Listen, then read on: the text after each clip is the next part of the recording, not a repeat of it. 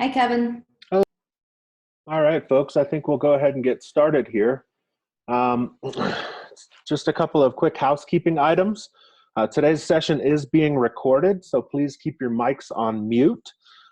If you have a question, feel free to type it into the chat box. We will also open up a section at the end for Kelly to field some questions. There will be a post-training survey at the end of this session. We'll make sure to post that link into the chat box so that everyone has access to it. There's a quick bit of background information on our presenter today. Her name is Kelly Claney. She's an LCSW who owns her own organization called Cairn Counseling. She also works with Maria Drost Counseling Center located in Denver, Colorado. And she is giving us this wonderful presentation today on supporting gender diverse youth. And with that, Kelly, I'll pass it off to you. That sounds great. Thank you so much for the introduction, Kevin. First of all, I want to start by saying thank you to everyone for taking the time to come out and learn more so that you can support gender diverse youth in the best way. I'm asking that folks save their questions until the end. That being said, I tend to talk fast. I'm excited about the topic. So if you need me to slow down, please just put something in the chat bar if that works for Gianna and Kevin. And they can let me know to take a second and to slow down a little bit. If you have questions at the end that I didn't answer, or that I didn't answer in a way that felt like it gave you as much information as you were hoping for, my email will be there, and I would welcome you to reach out and go ahead and ask, because we don't know until we ask. Another piece is that I'm here to talk about issues related to transgender health. I am cisgender, and I'm a person with cisgender privilege. And even though I work with trans clients, I do not assume that I'm an expert or that I truly understand what it's like to be trans or gender nonconforming. So me providing this training does not mean that I am fully an expert on someone else's experience. Yeah. Thanks, Kevin. So today, hopefully, we're going to be able to learn the differences between sexual attraction, biological sex, gender expression, and gender identity. We're going to go over terms and language, including pronouns and how to ask appropriate questions. Some of the developmental models that are seen in LGBTQIA+ individuals. Themes and concerns that we do see with LGBTQIA+ populations, specifically adolescents, which include but aren't limited to substance use, non-suicidal self-injury or self-harm, suicidal ideation, dating, and challenges in family systems. And then we'll look at how best to support LGBTQIA+ youth. So for some quick biology, sex is the biological mechanism by which individuals are categorized male or female at birth. This is the XXXY situation, the presence or absence of external genitalia.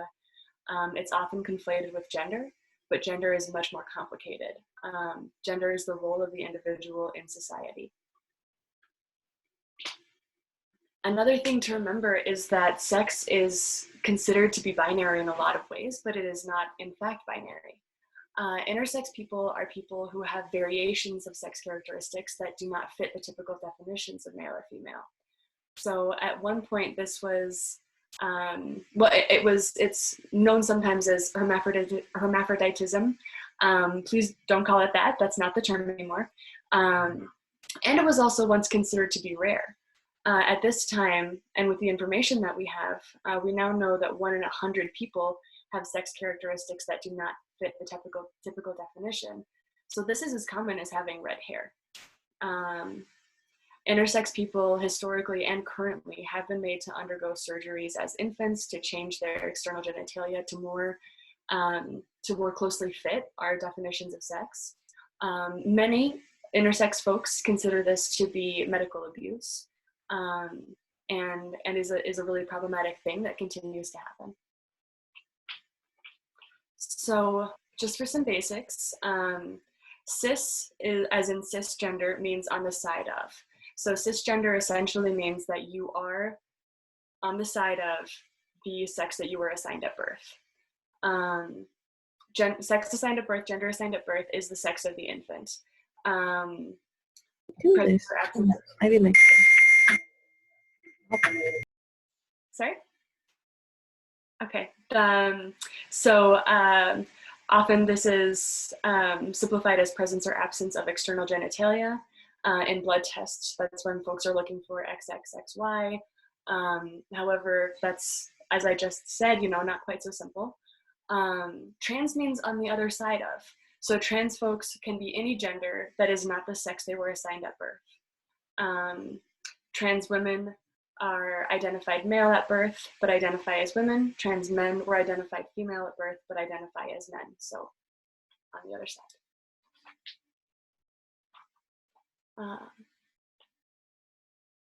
One thing that I love about talking about gender and gender diversity is infographics. We have some amazing infographics. So it was at one point believed that that male and female were disparate dots that were not connected. They were very different.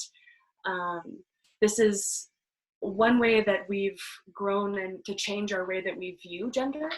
And that's more of a spectrum from one side to the other side with some variety of androgyny in the middle. However, a lot of folks find it limiting.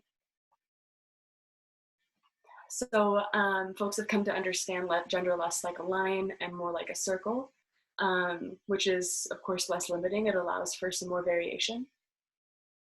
And then there are many circles as well. Many different types of androgyny, many different types of being any gender. This is a particularly helpful infographic. I like it a lot. This talks about all of these different basics that we've gone over a little bit now. So gender, of course, is male or female with social constructs, but not physical attributes. Transgender is someone who does not identify as the gender they were assigned at birth. Cisgender does identify as the gender they were assigned at birth. Non-binary is someone who is not exclusively male or female.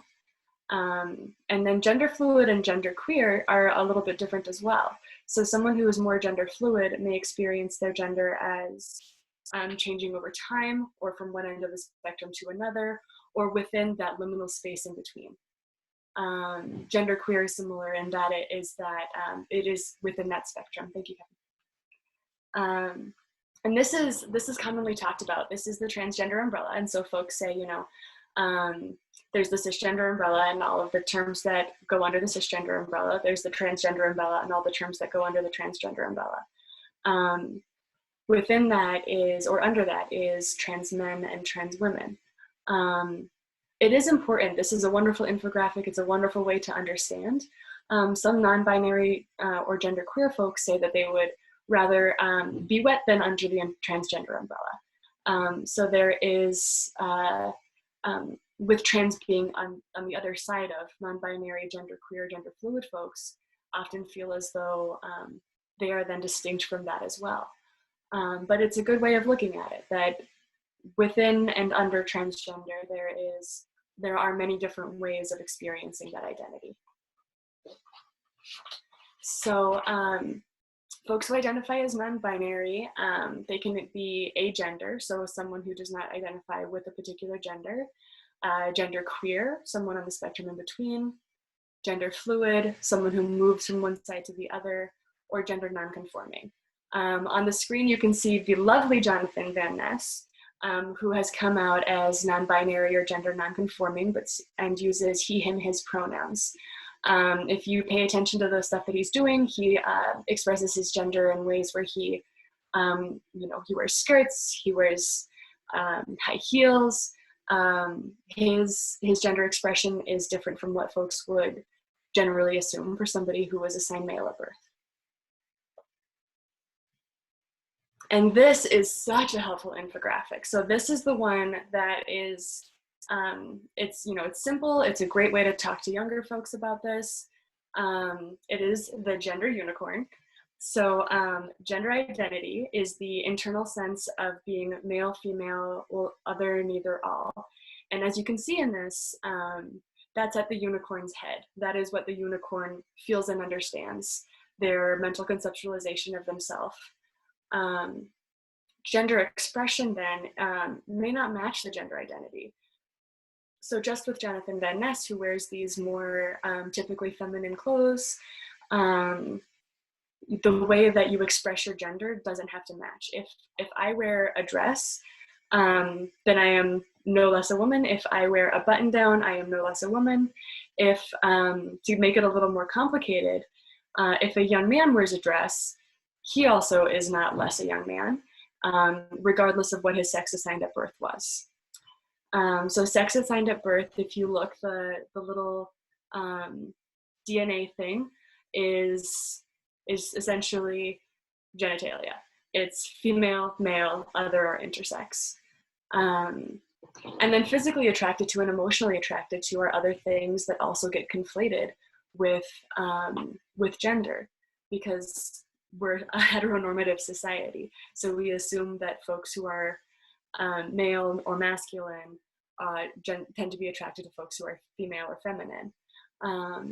What we find is that physical attraction can be towards women, it can be towards men, it can be towards other genders, and it does not necessarily have to match, of course, your gender identity or your gender expression. With some folks, it also doesn't match the emotional attraction. So asexual people often will not feel much of a physical attraction, but they will still feel an emotional attraction to another gender. So this is where we get to the stuff that's a little tricky. So just remember what Maya Angelou says, which is, when you know better, you do better. We've all made mistakes. I've made mistakes, and I'll talk about that as openly as I can as well, to make sure that we're all on the same page with how to move past those without doing as little harm as possible. So these are some things that are really common mistakes that show up in a lot of different areas.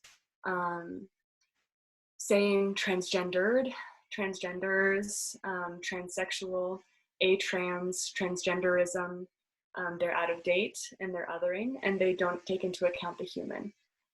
They do show up in some older articles, in some older books, and so it's important to remember that language changes, and remaining as up to date as possible is really important in working with all populations. Saying preferred pronouns. My pronouns are she, her. Just like cis people's pronouns are not preferred, they simply are. Trans people's pronouns are not preferred, they simply are. Instead of saying transgender, transgenders, transsexual, all of those listed, you can say a trans person, trans woman, trans man, trans masculine person, trans feminine person, etc. And with regards to pronouns, it's best to do it really in the way that I just did. So you state your own pronouns and you ask for theirs. Hi, I'm Kelly. My pronouns are she, her. What are yours? In speaking with the folks putting this training together beforehand, I said that I would really like to go through and have everyone say their pronouns, but it's just, there are too many folks. So it's a good way to start when you have that kind of time and that want to make that kind of connection and safety in the environment that you're in. And that way also the onus of disclosure is on the cisgender person or the person in the position of power. So pronouns can be a little bit complex. So there's a few that are used most frequently. She, her, hers, he, him, his, and they, them, theirs. There has been some pushback on they, them, theirs, so I wanted to address that. The singular they has been used for a really long time when the gender of the subject is not known. Of course, language can change, and it's more important to keep up with what is affirming for folks than necessarily what is grammatically correct. But actually, the singular they is grammatically correct. So it's okay, and it's actually good to use that and to educate folks on this. Other pronouns include sie, zim, zir, and sie, hier, hiers. Those are a little bit less common, and I think then folks might feel this desire to say, please remind me. I'm gonna do my best. Please help me remember. Correct me if I get it wrong, which for one person is not a huge deal. But if you have 10 people who are constantly saying the wrong pronouns for you that you are correcting, that's too much work. Keeping track of your language and the language that you use with folks is a way that you can demonstrate you care about them. Something that is problematic, but is an attempt to be affirming, so that's lovely. Still not great though, is saying things like, I'd accept you if you came out as a cucumber. It feels good, but it is really minimizing, and it conflates being trans with being a human cucumber, which is not a thing. So these are things to be really, really cautious about. These are things that folks have found to be really hurtful. So the word tranny, which is often abbreviated in writing as T with asterisks because of the amount of harm that it does. He, she, male, it in the place of a pronoun, purposefully using the wrong pronoun. Statements like, you don't look trans. Again, that's an attempt to be affirming, but what it does is it polices somebody else's gender expression, which doesn't need to be your job. It's very inappropriate to be someone else's job. You don't look like a man, a woman. Did you get that surgery? That one's really common. Folks who are well-intentioned are really surprised that that one is still so common. But it's often the first question that folks get when they come out. And I'm just meeting a lot of folks here too. I am not going to tell you about my genitals. So why in the world would you expect someone else to tell you about theirs? Asking questions like, do you have a penis? Do you have a vagina? Do you have breasts? What is your real name, your birth name, your previous name? What are you? For the sake of transparency, this is a time that I have made a mistake as well. Fairly recently, I asked what someone's previous name was. And then I waited a second and was like, oh no, that doesn't matter. And so in order to try to repair that harm, I apologized, said that I'd made a mistake, said that I would do better in the future, and sat with that horrible feeling of having made that mistake. Because when that mistake is made, it's yours to hold and not yours to give someone else to comfort you. So this can be, especially for folks who are in classrooms, who are working with larger groups, this can be a really helpful way of supporting folks in coming out. With youth, ask, do they use the same pronouns with you as they do at home? That way you can avoid accidentally outing someone, which can be an act of violence. Ask if they want you to use their pronouns with them or with the entire class. In early sessions, just as I said, go around the classroom and have folks disclose their pronouns if they're comfortable. Now we'll go around in a circle and say our names and pronouns. I'm Kelly, mine are she, hers. This fantastic piece of paper was made by Mix A. Schwartz to teach educators how to provide safe and living spaces for their students. Mix Schwartz teaches 7th grade science, and so this is just very basic and good for younger kids as well. I also noticed that I'm saying mix, and I don't think I addressed this in here, so I'll just quickly say there's, Miss, Mrs., Mr. These are all really gendered ways of referring to folks. Folks who are non-binary or folks who just are not wanting to use Miss, Mr., Mrs. Often use mix, which is spelled MX and pronounced MIX. So next we'll move into developmental models of identity. Especially with CAST, this model was created around working with LGBT or LGB folks, and then sort of translated into working with LGBTQIA folks. But we find that the similarities there in this model of identity are persistent. So the step one is identity confusion. In that, the task is, who am I? They're doing a lot of research, like online. They're doing a lot of seeking within themselves. What are their beliefs? What are their judgments? What is their felt experience? At that point, folks need acceptance. They need support in the search. They need validation that confusion is normal, gender is a spectrum, and also that you don't need to decide right now the way that you're going to present forever. Sometimes folks will try on many different ways of expressing themselves before they find one that really fits. So step 2 is identity comparison. These folks may find that they have less of a community when they're moving towards individuals who are similar to them. They're actively seeking out individuals who are similar to them. These folks need continued support, positive individuals who share these identities, whether people that they know or people who are famous or more well known outside, and space. They need some space to figure this stuff out and to get to a point where they feel comfortable talking about it.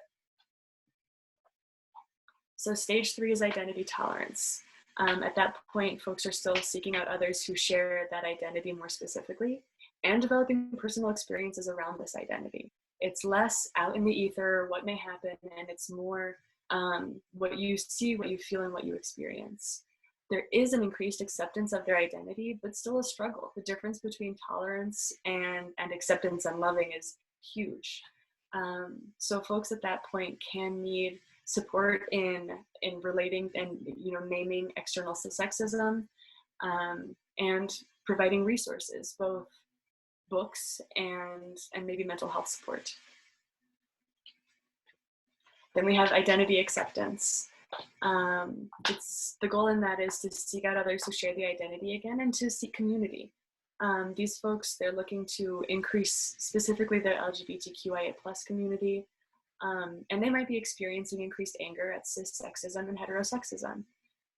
So at that point, it's important to validate this cultural and systemic cis sexism and heterosexism, to name it and to validate that it is there, that person is not just scared or seeing something that doesn't exist. After that, we have identity pride. So this one comes with some more immersion into the LGBTQIA+ community. This is often when folks are coming out. They're experiencing pride and comfort in their identity, and they might begin to really push back with what looks like anger on cis sexism and heterosexism. Provide space for that anger, support the coming out process. It's really hard to see that you are part of a group that is marginalized. And so being able to be a support in that is a really big deal.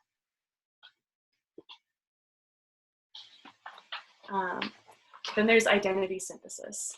So this is when folks are integrating their identity into their lives in healthy ways. It's maybe now no longer the core facet of their identity. Now it's more of a part of who they are. Their identity is taking up less emotional space, and they're more able to see the nuance in their interactions. However, even though that identity is maybe taking up less space, it's important to remember that that's still a core piece of who these folks are. It's also important to remember that these are not, you start at 1 and you get to 6 and then you're done. These go in cycles, these go up a little bit and then down a little bit, and folks may stay in stage 6 for a few weeks and then be bumped back. It's just all based on their own experience. Arlene Shalev suggests a similar but a distinct model of development. It's similar in that it begins with this awareness process. Something is going on, then seeking information, reaching out to folks who share this identity, reaching out to folks that they love and trust, disclosure to significant others, exploration of identity and self-labeling. And I think that one involves a lot of seeing what fits the best, seeing what feels the most affirming and feels the most validating in your experience. After that, we have exploration, transition issues, possible body modification. That's where folks might take hormones, they might have surgery. Also, a lot of folks don't do that, and that's just fine as well. Finally, there's acceptance and post-transition issues. The coming out process, particularly for trans folks, is described as ongoing in that they're coming out socially, they're coming out again and again and again. And so this is a continued process that goes on for most of folks' lives. So there tends to be 3 levels of transitioning. And this is so general. This is like big umbrella stuff. But there's social transitioning, medical transitioning, and legal transitioning. Folks often do this in different ways or at different times. So social transitioning is coming out. It's dressing in a way that is affirming. Often it is an earlier step for transmasculine folks and a later step for transfeminine folks. If we really look at that, we can see that transmasculine folks, or folks who are assigned female at birth and are male, have more acceptance around their that transition. It's more accepted that I, as a cisgender woman, wear more masculine clothes than somebody who is a cisgender man wear feminine clothes. There's a lot more pushback on that. So folks might move around that pushback by waiting to do social transitioning until later. It's also important to remember that trans women experience really, really high rates of violence. So visually demonstrating that you are trans or that you are a woman and that you are gender nonconforming is dangerous. So waiting to socially transition does not mean that folks are questioning. It means that they're making decisions that are safe for them. Medically transitioning, that's hormones, that's surgery. That's often the first step for trans feminine folks. It can be the second or third step for transmasculine folks. Folks may take hormones. They may get various surgeries, and also they may not. It's very expensive, it's very time consuming, and it's really challenging to have access to all of the supports that folks need in order to be able to do that in a way that is affirming and helpful. Legal transitioning is often the last step, and it is often one that that takes a really, really long time, although it doesn't seem like it should.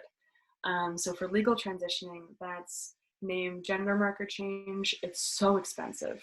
And if you just take a second and imagine all of the pieces of paper with your name on them, all of the legal pieces of paper, all of the bank accounts, all of the email accounts with your name on them, it's countless. So going through and changing everything, following those bureaucratic steps, it takes a really long time. So folks may do this on a larger scale to change the things that are bigger or more pressing, and put off changing the things that they can put off changing. Just as with these other developmental models where folks may move through them in a line and they may move through them in circles, it doesn't fully end. Many folks will continue to come out hundreds of times. Medical transitioning is very expensive. It takes multiple surgeries if folks do that. And legal transitioning is very expensive and takes just a ton of paperwork. So in looking at these developmental models, a lot of them are really similar. They tend to follow a few consistent pieces. So there's curiosity. Folks they feel that they're different, something is going on, they're uncertain about what it is. There's understanding. Folks understand that they may share this identity, and there's fear around that. There's fear around what that will look like, and also what safety will look like for folks. Dipping a toe in the water, folks look for representations of their identity. They look to the media, they look to their peers, they're trying to understand how to live. So this is a place that may include trying out different identities to see what fits best. And then jumping in, folks are coming out. They're telling loved ones, they're socially transitioning, and they're specifically seeking out community.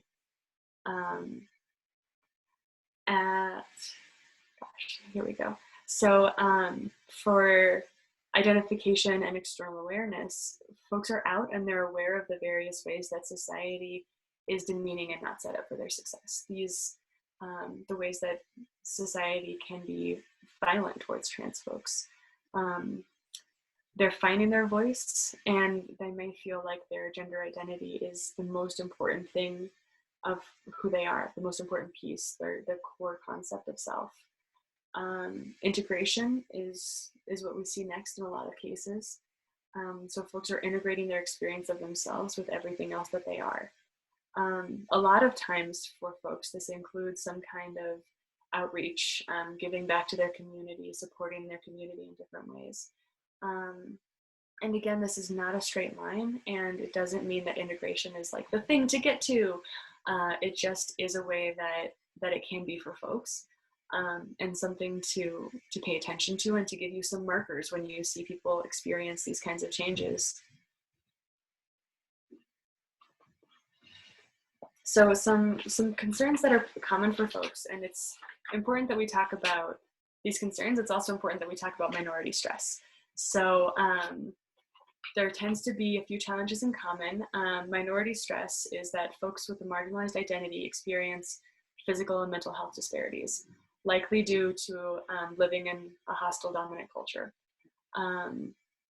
A lot of experiences that gender diverse youth have can easily be explained within this context. So many gender diverse adolescents experience some level of depression or anxiety. This can lead to self-harm and suicidality. Of course, that always needs to be taken seriously.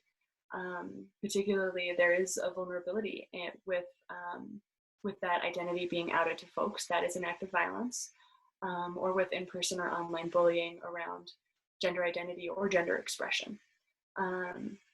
So it's tough. You know, for me as a professional, I think it's tough for a lot of folks to parse out what is minority stress, what is a mental health condition.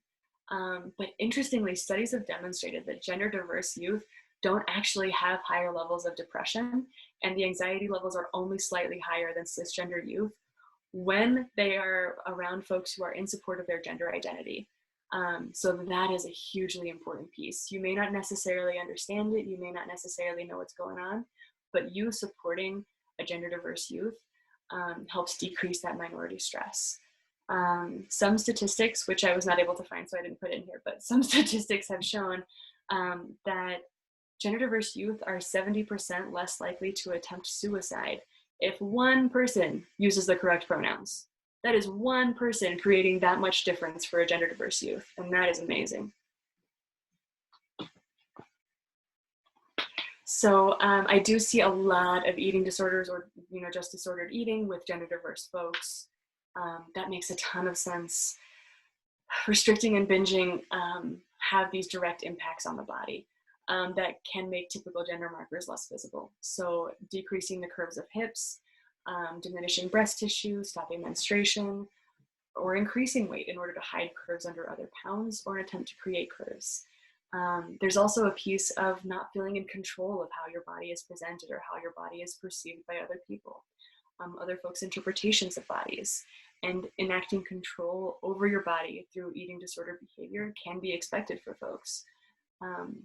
So that's when people need to be resourced to mental health professionals, to have an adult who affirms their gender identity, and to also look for mental health professionals who specialize not just in gender diverse youth or just in eating disorders, but who specialize in both, even if that means, telehealth, which at the moment, of course, it would. So substance use is super tricky because in Colorado, I think the line between use and abuse is a little bit wiggly. We're trying to find where it is. So the cultural shift that's happened around cannabis use means that more and more youth believe they can use it without negative side effects. And while there are not as many negative side effects as were once believed, there is some research that shows that higher doses of THC can increase anxiety, and repeated use of THC can have a compounding effect. So using it in the moment to manage anxiety can be helpful, but it's kind of this curve where if you use too much or it compounds, it's actually increasing. We also know that cannabis use isn't great for developing brains, and that numbing the emotional experience in order to move away from it is helpful in the moment, absolutely, but it leaves that emotion to be managed in the future.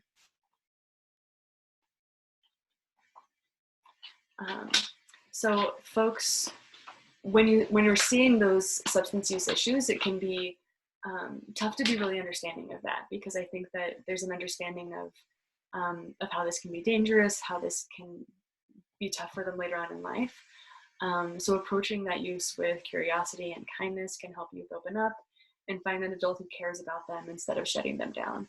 I think we all have seen young folks who are just like testing the waters a little bit. Can I talk about this? And so giving them the space to talk about it will actually also then give you some more space to share what you feel and think and worry about. So gender diverse youth are more likely to experience homelessness. Unfortunately, they're also less likely then to be able to access some supports for homeless youth due to their gender identity. So I think that the narrative has been, you know, a kiddo comes out and the family says, all right, get out of here. But what is being found in research now is that it may not be quite so black and white, that it can look like a family refusing to use their pronouns, being dismissive of their identity, refusing to talk about it. I've talked to kiddos who've come out and then never had it come up again. That's so confusing. It takes a lot of emotional work to come out and then to never have it be brought up again. That hurts. Or refusing access to mental or medical health care that can be affirming. So as with most things, if you notice a change in youth behavior, hygiene, anything like that, ask them questions. Also, it's important to remember that in all of these developmental models that we talked about, gender diverse youth have been doing research on their identity. A lot of folks spend hours and hours and hours watching videos of people's transitions, talking to people on online platforms, developing a community of individuals who share these identities with them. So when they come out, they are ready for people to use their new name and their new pronoun as soon as they come out. They've spent time on this, they've thought about this, everybody needs to get on board. But the family can take some time to get used to it and often experience something like a grief process. They may need to do their own research, they may need to speak to a mental health professional, a medical professional, and they need to practice using the correct pronouns. So at that point, it's important to walk a line between supporting a youth and understanding that their parents are trying. They're not trying to hurt the youth by using the wrong pronouns, and validating a youth whose parents are not being affirming. And that's a tough balancing act. Dating can be a challenge for everybody, and more so for youth who are questioning their gender identity.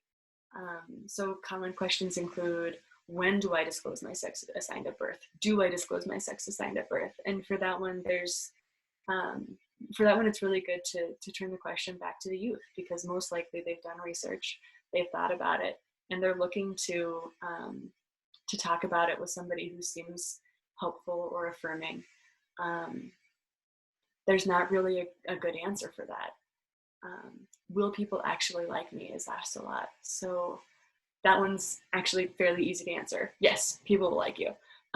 Yes, you will find your people, you will find your community. And then it gets a little more complicated, as we were saying with the gender unicorn. The gender identity and expression are not really related to attraction. So folks who are assigned male at birth, but are female and are attracted to men, are they straight? Are they gay? Are they pansexual? Are they bisexual? And so while being really careful to use the terms that they're using to affirm the things that they're saying about their own identity, it's also important not to say, well, then you're straight. That's not really the situation. Or, well, then you're gay. That's, so folks who are, it gets a little sticky. Okay, folks who are assigned male at birth, who are female and who are attracted to men, most often say that they are straight, or bisexual or pansexual. They most often do not say that they are gay. So that's one to ask folks and to be really careful about. So, so this one I touched on very briefly. Mistakes happen. They happen to everybody. And they are not great and they are hurtful, but they happen. So the most important thing is to use the correct pronouns, and that when you make mistakes, you follow these steps. You acknowledge your mistake. You apologize. You say that, how can I fix it? How can I make this better? And then you promise to do better in the future. that's it. Don't sit there and say, I'm so sorry. Oh, I'm so sorry. Oh my gosh, can you ever forgive me? This is so horrible. I'm a very bad person. Because then what you're doing is you're shifting the focus from apologizing for the harm that you caused to making another person make you feel better for causing them harm. You have to sit with that feeling of having made a mistake, and it's very uncomfortable, but it's not someone else's, it's yours. Refer folks to mental health professionals that you know are educated about gender diverse youth. A lot of folks say, you know, I'm affirming, I'm knowledgeable. You want people who really know what they're talking about, and it can be hard depending on like what part of the state that you're in, to find folks who are really up to date on everything. But it's so important. Ask the youth questions. They've thought these things through. They know what they're talking about. Give them the space to share with you the things that they have worked so hard to learn. Listen to them and be watchful for behavior changes that might indicate stress in the life of a youth. So there are some amazing resources out there. The True Center for Gender Diversity is in Children's Hospital. They have endocrinologists, they have mental health professionals, and they have a list of outside mental health professionals through Denver that are trained in working with gender diverse youth. And that's everything that they do. So medical questions, mental health questions, all of those things, they know them. I've referred countless families to them because they are able to explain the process in a much more clear and knowledgeable way than I would be able to as someone who just has one of those hats. The Denver Center for Excellence, that's at Denver Health. It's got primary care physicians, it's got endocrinologists, it's got mental health care professionals, and it also refers out. In the crisis that's going on right now, there is concern, especially among the gender diverse population, around whether they're still going to be able to access healthcare. And both of these organizations are still providing telehealth services to folks, so that people are not having to experience that gap in healthcare. So at the bottom, you've got my information, my email address. As I said, if we go over questions in the next couple of minutes and you're not satisfied with my answer, you want more information, you're maybe embarrassed to ask a question in this group, then please reach out and I'd be happy to either answer the question or tell you that I don't know and do some research. Asher Eno is very, very smart. He's been working with LGBTQIA+ folks around Denver for a long time. He's another great person to reach out to. And then Jesse, and Asher uses he, him, his pronouns. And then Jesse also uses he, him, his pronouns. He works with youth primarily, gender diverse youth, and Asher works primarily with adults. Okay, I think, oh yeah, oh, very good books. Okay, so these are fantastic books. Transgender Emergence by Arlene Ishtar-Lev provided one of the developmental theories. If you're reading that, it is important to remember that it's not maybe as up to date as it could be with its language. Arlene uses transgenderism, transgender, transgenders, and so that's one of the ones that can be a little bit difficult after hearing about how that's not okay to manage that. Transgender Children and Youth, that's a fantastic book. It's written by a therapist with a master's in divinity who also is trans. The Transgender Child is really good. And then for youth who are having a hard time, or adults who are having a hard time with understanding they, them pronouns, the last one is a graphic novel with a quick and easy guide to they, them pronouns.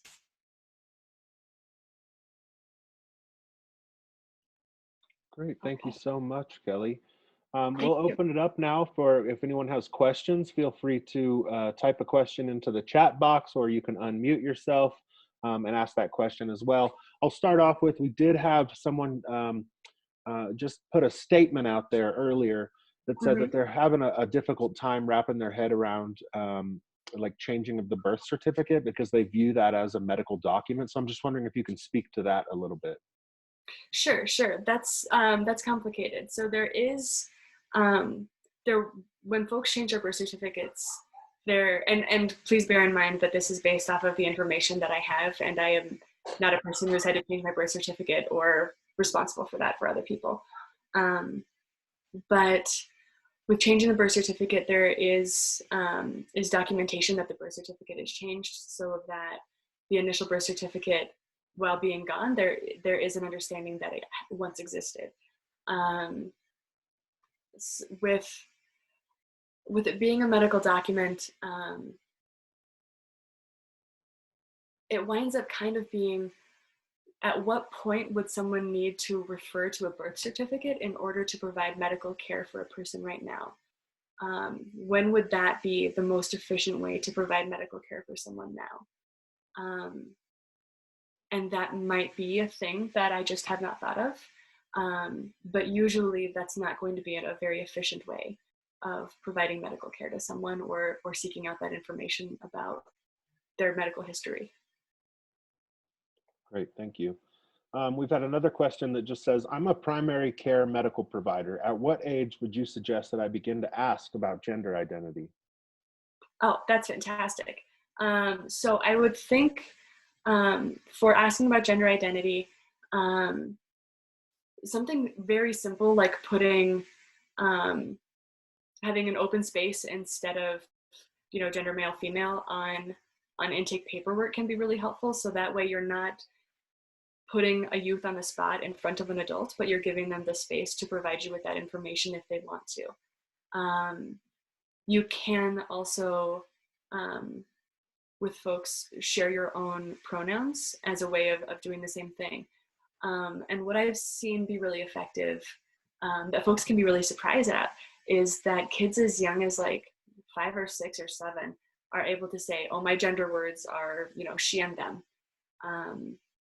And understand what that means. It's for people who are growing up right now, it's a concept that they're picking up really quickly.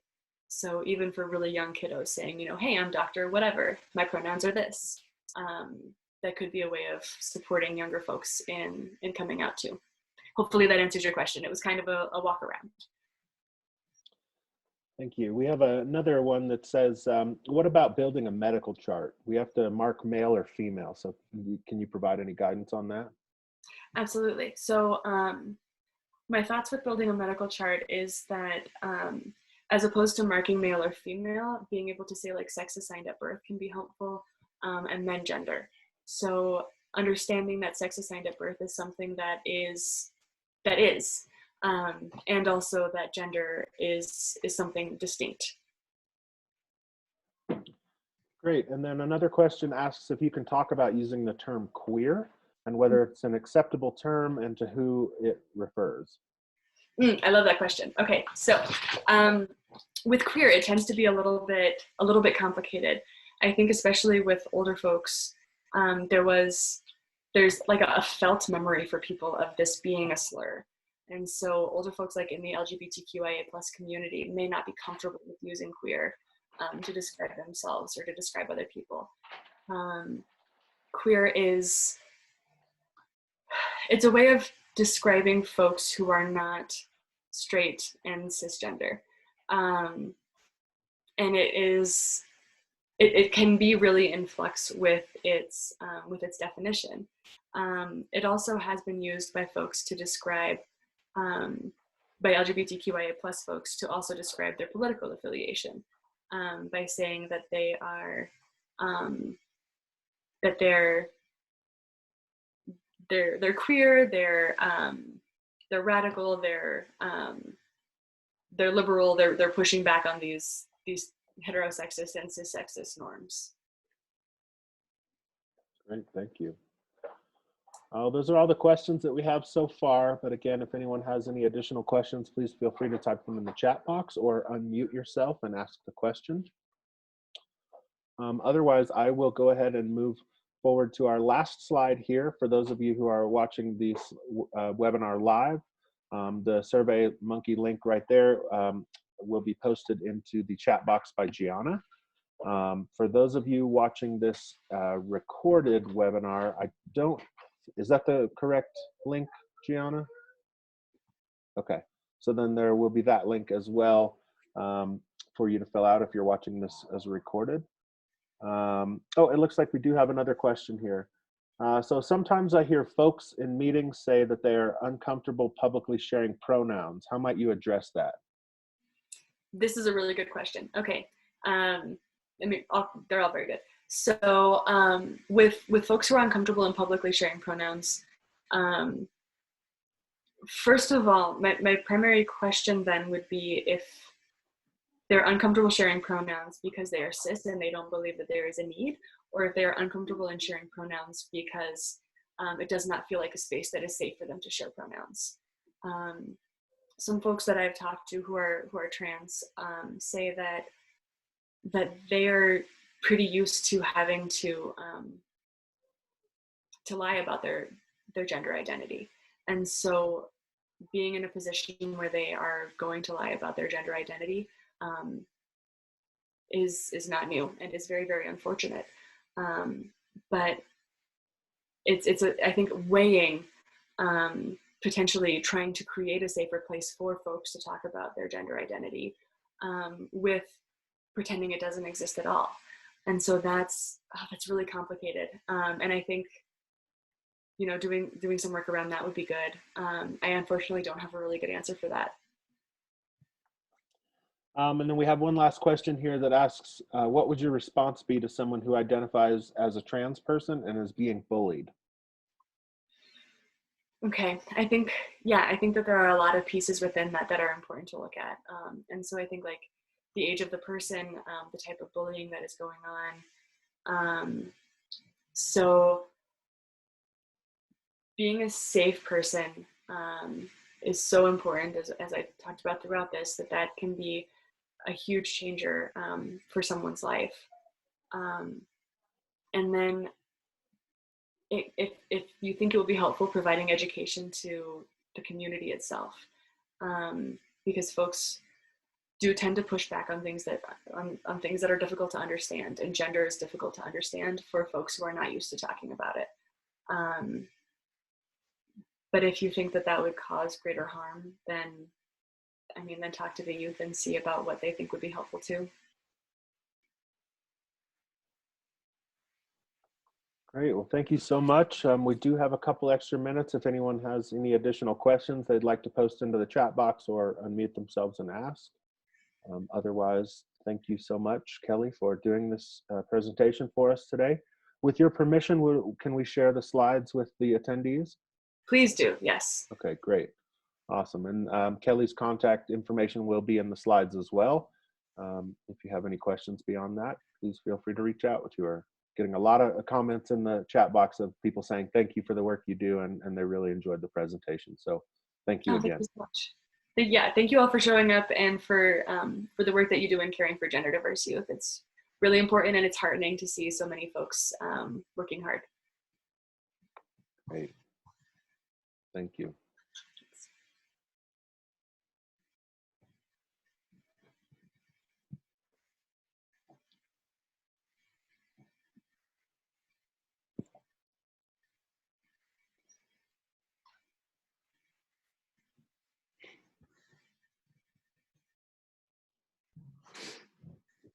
Thanks, everyone.